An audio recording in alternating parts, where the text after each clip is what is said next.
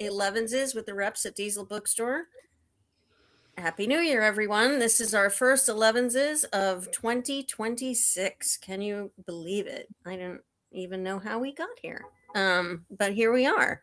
Every Wednesday we get together here in our little space here, our casting space, and we meet with our wonderful publishers representatives and our booksellers, and we talk about new, upcoming, recently released titles that our professionals here are excited to tell us about, and they're in the know, and shortly we will be as well. And what we also do every week is we post links to all of the books that we talk about today in the little chat area over there so that you can order them at your leisure.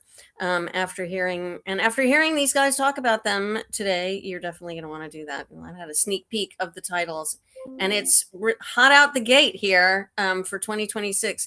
We haven't seen any of you for, I don't know, we had a very busy holiday season. It's just a blur. We all had a great time. I think there were some great books, but now it's the new stuff rolling out. We've moved on from gifts. Well, I don't know. You always need gift books. But we're into new releases of 2026, and it's very exciting. And I'm going to introduce everybody in just a moment, and then we're going to get rolling. But first, I want to tell you about some events in the upcoming week at the store, and that's also been a while. We're swamped with holiday stuff happening for the last month or so, but now we're back and we have our full roster of really exciting events starting tonight. In fact, we have Lucas Cantor, Santiago, discussing and signing Unfinished, the role of the artist in the age of artificial intelligence. That's going to be 6:30 tonight at Diesel in the courtyard over there. That's going to be a good one. That's tonight. Then coming up tomorrow, actually. Tomorrow is January 8th. Cecily Mak discussing and signing Undimmed, the 8 Awarenesses for Freedom from Unwanted Habits. And joining her in conversation at 6:30 p.m. Will be Trudy Goodman, PhD. So that's going to be Cecily Mak tomorrow at 6:30. And then rounding it out for the week, we have John McMahon, and he will be next Tuesday, January 13th, discussing and signing Inside Man, a Head Cases novel. So that's going to be John McMahon, and that's going to be Tuesday, January 13th at 6:30 p.m. So we're super excited about all of those events, and there's more to come. We'd be here all day if I told you about them, but they're all available on the website for you to have a look at, and that's www.dieselbookstore.com. You can find everything you're looking for over there. So that said, let me introduce our publishers representatives today, and we're going to get going. So joining us today, Shannon Grant from Simon & Schuster. We haven't seen Shannon for a long time. Welcome back, Shannon. Can't wait to talk about your books. Will Gawronski from Columbia University Press Consortium. Also haven't seen you for a while, Will. Looking forward to hearing about what you got today. And rounding it out, Liz Camfiord from Random House. And Liz, we haven't seen you for a while either. I haven't seen any of you guys for a while. I'm so excited. I'm really wanting to talk about all your great books. So Shannon, why don't you lead us off today?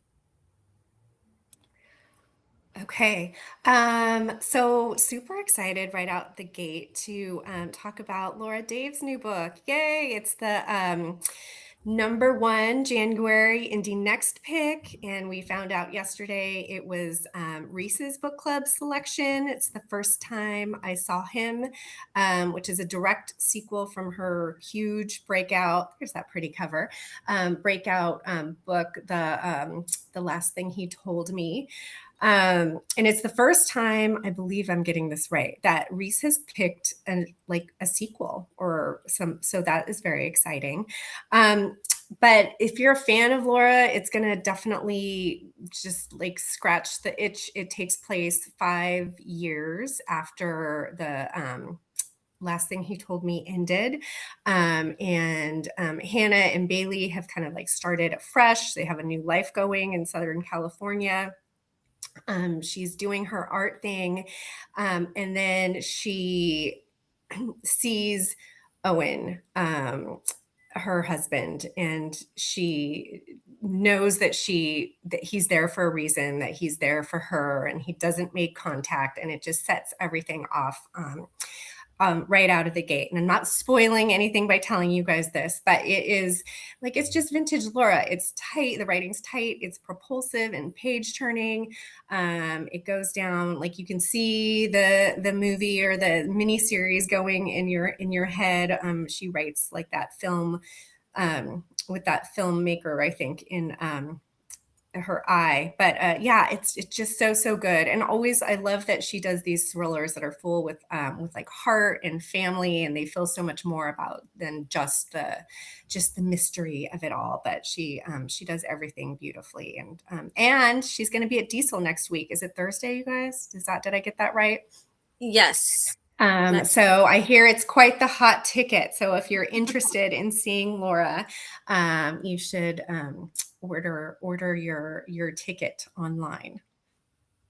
Right. You can reserve your seat and order your ticket. And I think we still have some left, although that is going fast. So I do recommend doing that, which you can also do on the website, www.dieselbookstore.com. She doesn't, I mean, she's got such a huge fan base, and she does exactly right what you said. She does a lot of things well simultaneously in one package, and I think that that's what makes her so appealing. She's got the sort of the family angle and the domestic drama with the mystery, and it's all put together really nicely. So, and then there's while you're waiting for the next miniseries after you read this book, you can go back and watch the first one. Yes. I'm I not think the sure where new it's streaming, but Apple.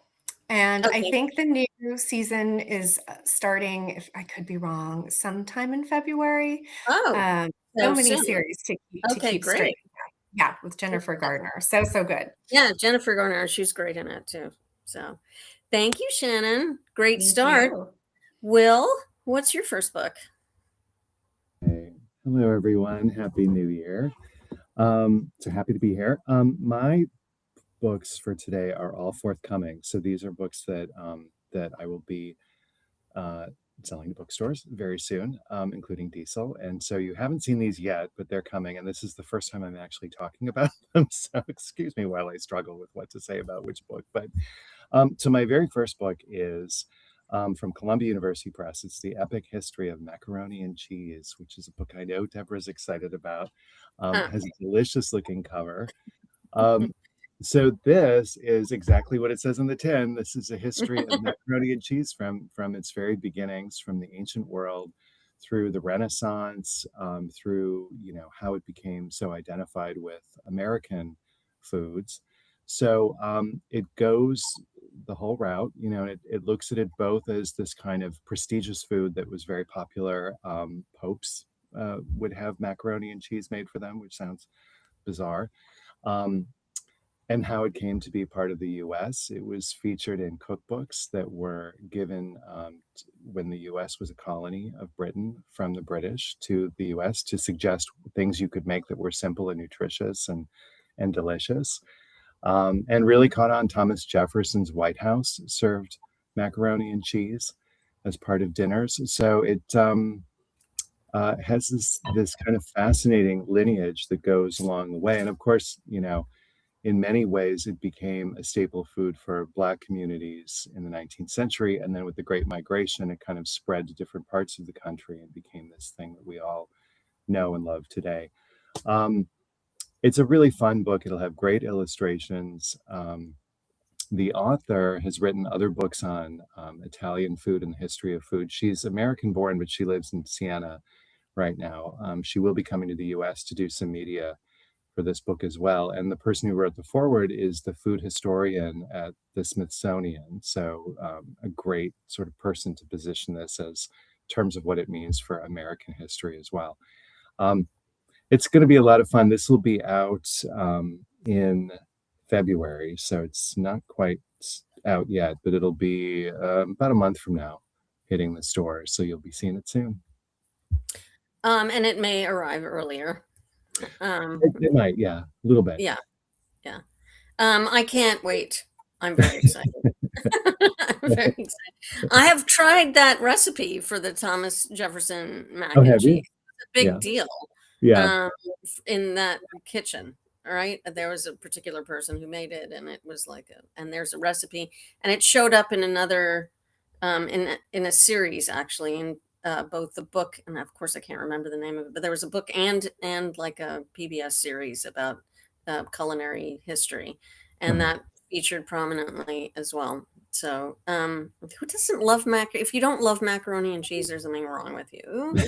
And also it's so incredibly versatile. I'm really excited about this book. And it's a fun book. I think this actually would make a great gift for somebody who's a cheese enthusiast. But Mhm. I know several Yeah, actually. So, the most really comforting of fun book. comfort foods. Yeah, Can't wait. Thank you, Will. thanks. All right, Liz, what's your first book? Well, I'm just chuckling. I thought I could, knew every idea for a book, but that so my first book you heard about, I just learned that there was a staff picks Elevenses. So this book is not brand new, but I could not resist talking about it, which is Hamnet. It's award season, so it's up for lots of awards. This is Maggie O'Farrell, the beloved Irish writer's um, tale of Shakespeare, largely Agnes Shakespeare, and also a portrait of a marriage, an imagined portrait of the marriage between William and Agnes. So, it stars Emily Watson and Paul Mescal, and Jessie Buckley plays Agnes and just won the Critics' Choice Award, the Golden Globes for this weekend. Anyway, it's the hot book.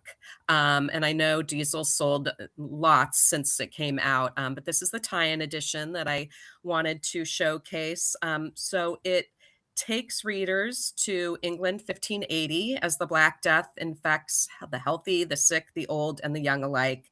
We meet Shakespeare as a young Latin tutor as he's falling in love with Agnes, who's this eccentric young woman. She's known throughout the country as a healer, and has these unusual gifts. She understands plants and potions better than she understands humans. So they fall in love. They move to Stratford upon Avon, and she becomes a mother and to Hamnet. And she is a fiercely protective, wonderful mother. Just as William's career is taking off on the London stage, Hamnet, at 11 years old, succumbs to fever.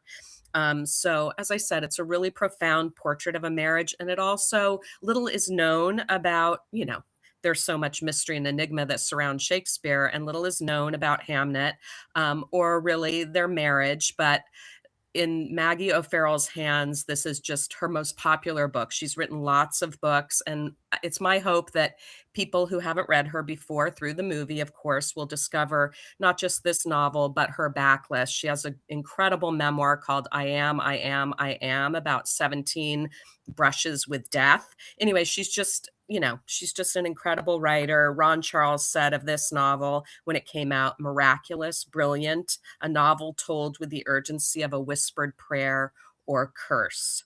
So that is Maggie O'Farrell's Hamnet. You probably know it. It's a great book club pick, but dig into Maggie O'Farrell's backlist too. It's great. You're right. Last week on our year-end wrap-up with booksellers, we had our bookseller Rory was talking about reading Hamnet, and I asked her because she saw the movie, and she saw the movie, she read Hamnet, and she also read Hamlet for the first time, Mm.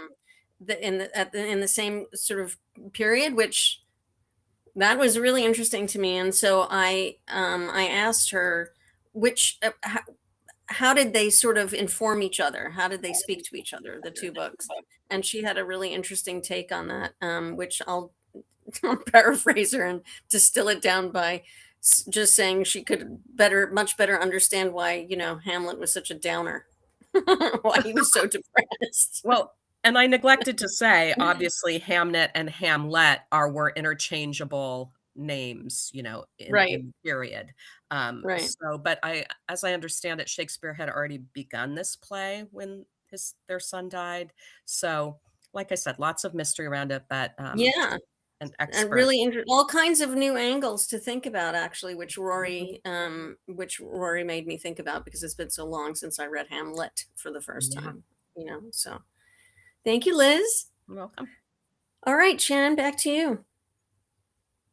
Okay, I'm looking at my list and I feel like we kind of have something for every type of reader here, but very happy that this is out. It came out last week. It's called The Rest of Our Lives by Ben Markovitz, and it was shortlisted for the Booker. Very exciting. And it is kind of like, I don't want a quintessential like midlife crisis road trip book, if you will. Like, it's about a man who his wife had an affair like 12 years prior, and he told himself, we're just going to get our daughter to college, and once that happens, I'm going to leave. And he kind of just put it under the rug until then. And as life is, before he knows it, he's driving his daughter to college. And it kind of sets this cross-country road trip into motion, because he kind of starts spiraling apart, and he's been dealing with this kind of like long-term illness that he's not acknowledging, and he's taking his daughter away to school. And the writing is just so, I want to say, deceptively simple, and it focuses on all of these small details that really belie all of the big things in life that we're dealing with. It's just so good. And I feel like it's the kind of book that you can kind of give to anyone, and they will find something in it to take away. It's just, I started it and couldn't put it down until it was done. And I feel like, I don't know, I'm a sucker for a good road trip book. But he's got writing chops because of the Booker nod. So yeah, it is out in stores. I think it came out on the December 30th, and it was one of those that we scooped up and kind of crashed in. So I didn't get to sell it to accounts when I was out selling we're calling it spring list, I guess. But yeah, because of the Booker nomination, we scooped it. Summit Books, which is one of our imprints, scooped it up and crashed it in as fast as they could. I try to, this one did fly under the radar because of that reason, I think. Yeah. And I didn't see it. I try to read all of I usually have, or they're on my radar, the Booker nominees, because for some reason I always like them. They're always, I feel like it's one of the most interesting lists always in my. It always is, right? And they're unusual. They're not the things that you'd expect that show up on the lists necessarily, and even some of the ones that are on the long list that don't make to the short list, etc., etc. But I missed this one, so I'm really looking forward to it. And I, like you, love a road trip novel. They're the best if they're done well. Yeah, they really are. So I'm excited about this one. Good. I think you will really enjoy it. There's a good midlife crisis road trip novel is the right way to kick off 2026. Absolutely. Thank you, Shannon. All right, well. Okay, so my next book is from Duke University Press, and this will be out very shortly. Duke has a fantastic list of books on music this season, and this is a book on Bad Bunny. I'll wait for the cover to come up before I try to tell you the title. So, for the sake of a family show like Elevenses, I'll just say that it's. Is it a family show? I don't think it is. You never know who's listening. There are young readers everywhere. So you could say P freaking R, I guess. Which is the title of one of his famous songs, Bad Bunny's famous song. So this is a book about the success of Bad Bunny and his presence as a cultural figure in connection to what he's represented to the world about Puerto Rico. And it's a really smart, interesting book that I think is going to be of great appeal to the fans of Bad Bunny, but also to people who are just kind of interested in the whole kind of cultural discussion that's been going on about him. And Puerto Rico as being part of America, and the fact that his music isn't in English, and that people somehow think that's so foreign, even though it's not, that kind of Yeah. thing. So the authors of the book, who are both Puerto Rican themselves, have taught a seminar on Bad Bunny the last few years. So this kind of stems out of that. And what they do in the book is they trace his career for the last 20 years, along the lines of various things that have gone on in Puerto Rico. So there's the debt crisis and Hurricane Maria and all of these things, and how that involved him and what his response has been and how it's impacted Puerto Rico. But it also talks about the evolution of his music, the influences on his music, his politics, his views on gender issues, and how he's been an ally for the trans community worldwide as well. And it's just I think this is going to be a big hit. I got an email from a bookseller in the beginning of September about this book saying, "Can I get a galley for this book?" And I was like, "What book are you talking about?" Like, they had just found out about this well before I did. So I think it's going to have a really strong, passionate fan base for this one. Absolutely. And authors I know, as my sister teaches down here at San Diego State, history of hip hop, which is always like one of the there's always a waiting list for that class. There's a lot of interest in it, and I know that when you dig down, I've learned so much about not just popular culture, but like evolution of culture in in this context. And I think this is another one that will do that. Great. I'm gonna get this book for her because I'm sure she'll be interested in it. And also that they teach a seminar on it. I feel like it's a similar kind of thing. And Duke does such great books. They're so interesting. And I'm excited that this is the first, that they've got more coming, more music books coming this year. Yeah, I'll talk about this in some future 11s, but I should just say that one of their other books is coming out in April or so is a book on the sonic afterlives of David Bowie and Prince, and sort of what they've represented to When is people in that years. coming? I When think is it's that? April. Yeah, I know. It's really great, but I forget the I title. need that now. It's called Black Star Rising and the Purple Rain, Oh, wow. GN, the sonic afterlives of David Bowie and Prince. So yeah. And that's Duke also? Oh, Yeah, great. also from Duke. Yeah. All right. More to look forward to. But this Bad Bunny Right. book is gonna be really good, I think. Oh yeah. Really interesting. Thank you, Will. Sure. All right, Liz. Okay, so next I have a Peter Heller novel. So Peter Heller's written wonderful novels and nonfiction, but The Orchard is a paperback original because it was published in 2019 as an ebook on Scribd. And so finally Vintage, who is his publisher, Knopf and Vintage, have the paperback to offer readers through Diesel. And also, I wanted to mention that Peter Heller, his most popular novel to date is Dog Stars, and that also is going to be a movie directed by Ridley Scott, starring Jacob Elordi and Margaret Qualley and Josh Brolin. That's going to be an amazing novel, and that novel won Peter Heller some comparisons to Cormac McCarthy, and I have noticed that there's sort of a dearth, is that the right word? Anyway, a void of some of these Jim Harrison, Rick Bass, Tom McGuane, this vein of writers that pits sort of humanity against not pits them against nature, but within nature, respect for nature, these beautiful novels that Peter Heller writes. He lives in Colorado, and he's just an exquisite writer. So this story is actually about a mother-daughter living off the grid.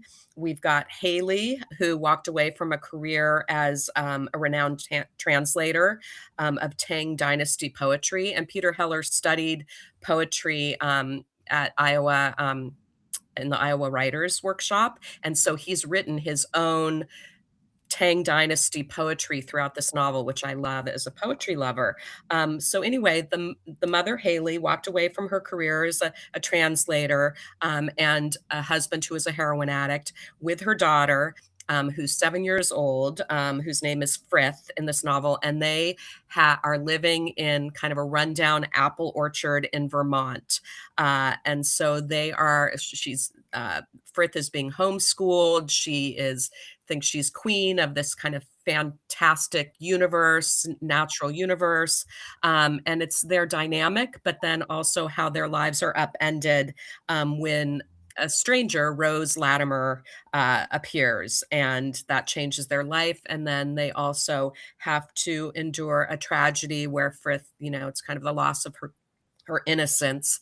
And this book is very much about the power of nature and how friendship, nature will prevail.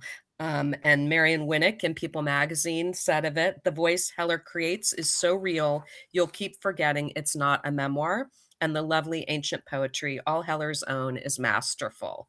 Also, there's a Bernese mountain dog in this novel, which is a wonderful character, and just how they live off the grid, how they make their money selling syrup, and it's gorgeous. And paperback and available, came out in December, so there are copies in stock.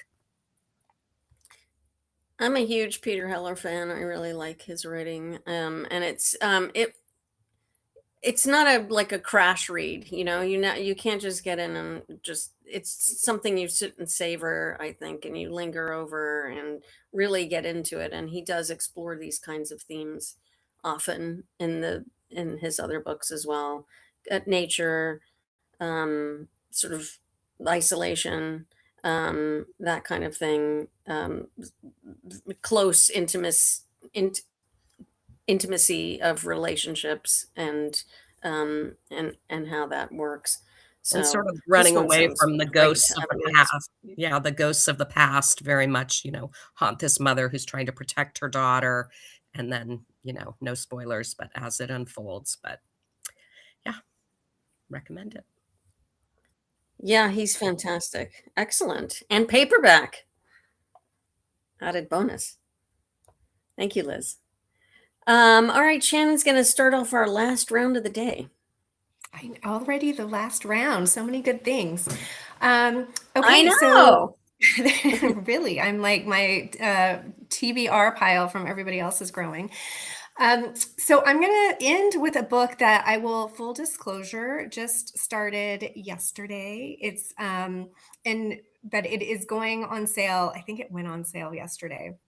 And as you guys all know, our lists are so big, there is just no way that we can read everything on them, despite wanting to. And this is the one that I like. I've been wanting to get to, and I just hadn't. And then we keep getting these great publicity memos. And so I was like, I'm just stopping what I'm doing right now and opening this up. And I'm so glad I did. And I'm bummed that it took me so long, but it's called Watching Over Her by Jean-Baptiste Andrea. And this is a French translation.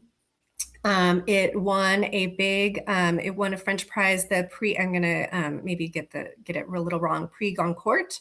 It's being published in 30 other countries, and there's already film news. Deborah, I think you will love this one particularly. I'm going to get a copy to you to read. So I'm not going to go too much into the plot because like I said, I started it last night, but I really, I love you all, but want to just stop. I can't wait to get back to it. It is about a dwarf named Nemo who is Italian, but was born in France. And it starts off and he is on his deathbed in a Italian monastery, and he is surrounded by monks, and he was an acclaimed sculptor.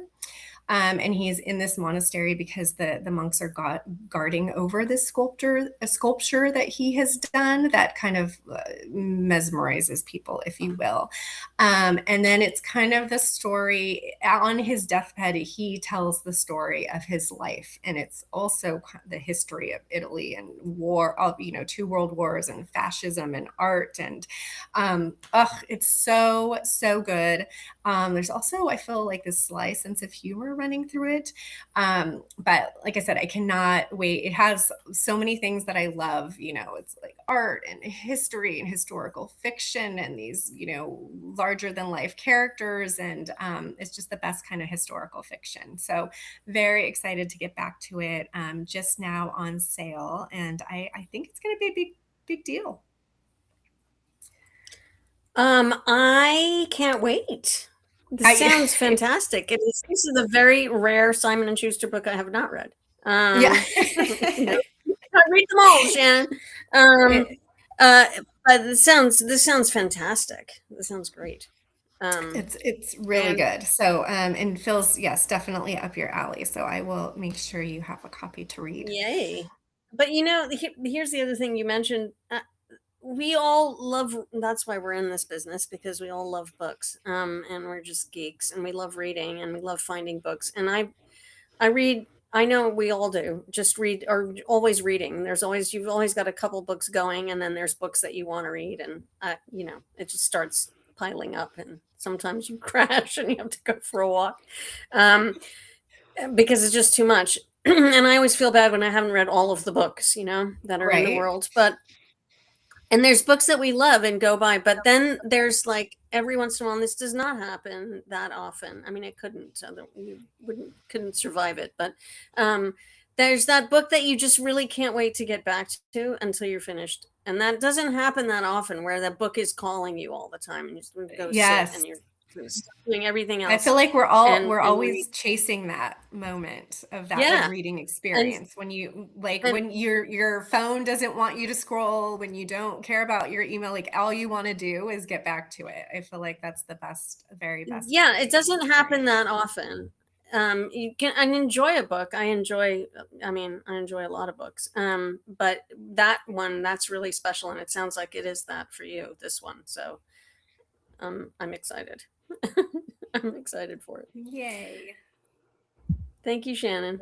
All right, Will, your last book of the day. Okay, so my last one, this is coming out next month, also from Duke University Press, not a music book, although it has the word sound in the title. It's The Sound of Feathers, and it has a beautiful cover. Isn't that nice? Attentive Living in a World Beyond Ourselves is the subtitle, so that'll give you a feeling for it. It's a nature book. I think is where it's gonna live, at Diesel and other bookstores in the nature section. It's about the writer is sort of exploring her family's ability to befriend a family of crows. Is kind of how the book starts, and so the feathers refer actually to birds in the book, and how they were able to become friends with this family. They had a nest that wasn't too far from them, and so they were able to watch the baby crows, and just by interacting with them in certain kinds of ways, by being very quiet and just, you know, staring at them, that the crows sort of realized that they were not there to hurt them in any way. And then the crows started coming to them, and they would like knock on the windows and get little treats, and then, you know, they developed this relationship. So it goes from there to sort of, it's to talk about the notion of, you know, the world is a really spectacular place if you can just slow down and look at it quietly and just observe things and take them in and try to engage. So in that sense, it's a nature book, but it has this kind of Annie Dillard kind of feel to it, if you know what I mean. Like it's got that element of philosophy to it as well, about just how we connect to the world and how that enriches our lives so much. And then it actually goes in an interesting direction too, where, you know, she talks about if we're able to make these bonds with other species that are so meaningful, we can certainly do it with other people that might seem different or frightening to us. You know, we can reach across our differences to befriend them. So it's a really beautifully written book that I think is going to have a great readership. and the packaging is nice. I mean, I think it's going to look really great, and that's going to help people to pick it up and want to flip through it. So I think this book has a lot of great potential coming out. So this will be out next month in February from Duke. I love that, as we get increasingly, there's like AI and there's more, everything gets automated and disconnected from any kind of, you know, earth or real things. There have been more and more books about this, like reconnecting with nature and that kind of thing. But this is very interesting to me that it goes in that, like it pushes it forward a little bit and talks about human connections in addition to reconnecting with nature, which is very important. I mean, there have been a lot of really wonderful books about that, beautifully written books. But I like that this includes that as well, and I also love that there's crows involved because I just I have a Those are thing. the best. Yeah, they are. They're like absolutely fascinating. Yeah, and they remember things and they can solve puzzles and they're And they have really and they human always facial seem like human facial yeah. recognition, which I just think that just blows my mind to think that they know like who Well, you my are. favorite part about crows is that they pass on their knowledge to Yeah. um, their um, offspring, right? Mhm. So if you do a crow wrong, they're coming for you generations down the line. Right. And that's to me is, yeah, they've definitely got a thing. But and then that cover is absolutely mesmerizing. It's beautiful. I just sit and Isn't it? stare at that cover. Yeah. Gorgeous, gorgeous book. Thank you. I'm sorry, Will, did you say that that's available now or is that still It's it's coming next month, so next month? February. Yeah. Okay. Thank you, Will. Mhm. Liz, why don't you bring it home for the day? I will. I love that you invoked Annie Dillard. Love her. Okay, so I love this short story collection, The Pelican Child. And Deborah, you may have heard of it because so does Gabe. He recommended it. It's one of his staff picks. So this is only 176 pages, but oh my God, what depth, what beauty, what weirdness, weird, wonderful. Joy Williams, she's 80 years old. She's been writing since the 70s when I first started reading her, like Breaking and Entering, and she's always been offbeat, but this takes the cake. And so um, they're dark, they're bizarre, just a couple of samplings. Lost souls, like we meet lost souls, like the twin sister heiresses of a dirty industrial fortune in the story after the haiku period. They must commit a violent act in recompense for their family's deeds. In Nettle, a newly grown man who still revolves in a dreamscape of his childhood boarding school innocence. Then this story that I'm just like obsessed with, where the ghost of George Gurdjieff becomes obsessed with Susan Sontag and goes to visit her home in Arizona. And I mean, but you don't get lost in the weirdness. There's all this grounding language, you know, passages I want to highlight. And then there's sort of the twisted fairy tale title story about a bony, ill-tempered Baba Yaga who lives in a little hut on chicken legs and suffers dissection by James Audubon. So, real historical characters figure in. It's so special. So here's one. If I could, I would read a short story aloud. Lit Hub. There are lots of places where you can read one of the stories excerpted. But here's a conversation between a female literary center director and a talking dog in the story The Fellow. Yes, he sighed, we begin again. We are forever being taken from our home and expected to thrive in some other place. Sometimes it is possible, more often it is not. His coat was darker and more gleaming than I'd previously thought. What would you call your color anyway? I asked. How would you like me to describe it? Devil's food cake, he said. That's good. That's perfect. I think so, he said. Anyway, that's the talking dog. Just you can read this, reread it. I can't speak highly enough. Oh, and it was nominated for a National Book Award, her 13th book. So super cool. Pick it up. And that's Pelican Child. Something I've noticed about, good writers who have been writing a long time and have become older and, wiser, and they really start not giving a,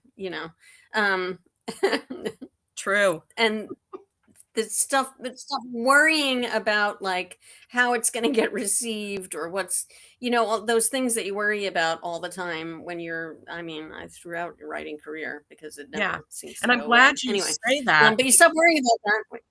Yeah, because this is Go ahead, also Liz. very much a critique of American culture. And one character says, I try to relate only to what is immediately verifiable.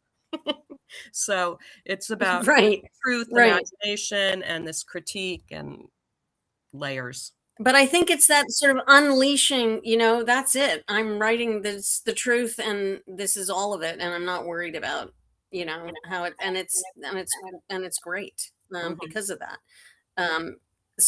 And there have been so many and are more coming of short story collections that are fantastic and unusual and different. I have read I was off short stories for a while because there weren't that many of them around, but they seem to be making some sort of a comeback. In Definitely. I mean, we right. If you guys are seeing great ones.